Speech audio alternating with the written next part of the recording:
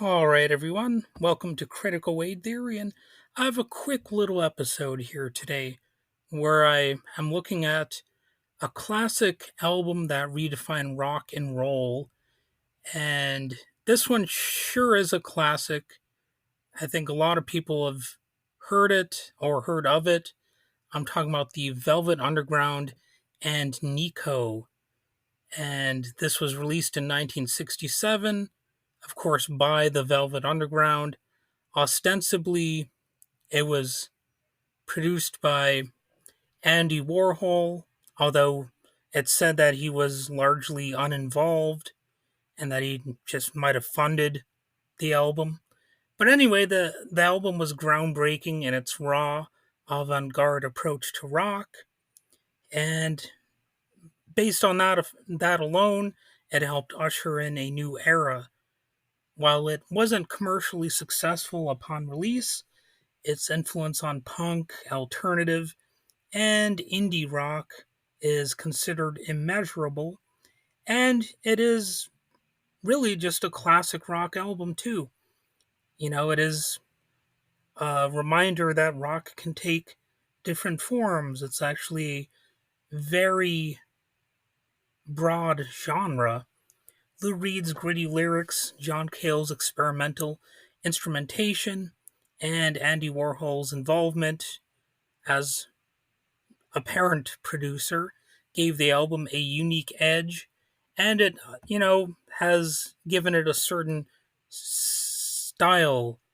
It was very artsy in many ways, but it was also very raw, so people respected it, even though it's artsy.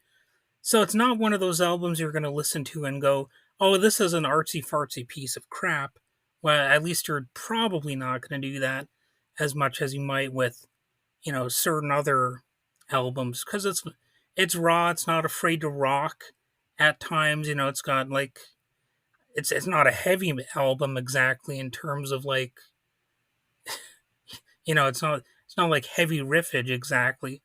It's heavy in a different way in terms of the subject matter and whatnot.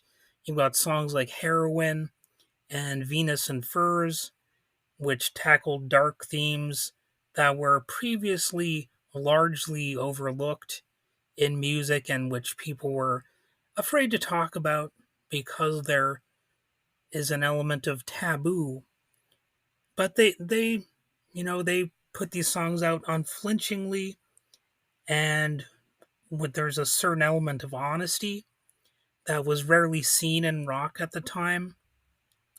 At the same time, you also have relatively normal sort of pop songs like Sunday Morning and I'll Be Your Mirror. Although those aren't just like stupid pop songs, they're sort of paired with a haunting beauty because of the simplicity in the lyrics and the just the music is well done. It's sort of like they're almost like pretty lullabies or something like that. And the album's use of distortion, feedback, and unconventional song structures pushed the boundaries of what rock music could be. And I think people often forget when they listen to some of these older albums that a lot of these sounds really weren't done before. So, the if there was a shocking element to this music, it was even more shocking at the time. This was a band that kind of, in a way, stuck up a middle finger towards, conventional approaches to pop music or whatever you want to call them. So, as every single article or video on this album notes, Brian Eno famously said that while only about 30,000 people bought the album when it was released, everyone who did started a band. That's the famous quote. Now that might not be literally true, but the point is it was quite an influential release and people really listen to it today and it still holds up today. So you might say this is one of the first alternative rock albums You hear sometimes about proto punk and whatnot, but there are some punky elements to this album too, but it's also sort of a proto alternative rock album, and it continues to shape modern music. It influenced artists from David Bowie to Sonic Youth and beyond. So you should listen to this album at least once, just so you can say, I know who they are and I know what they sound like. And, take it from me. You won't hear any album that's quite like this again. It's truly a one of a kind sort of thing. And not just because it's weird. You're going to find that the songs actually do have their catchy moments and they're iconic in their own way. So there are some genuine earworm elements to this album, despite it being sort of an avant-garde album at times.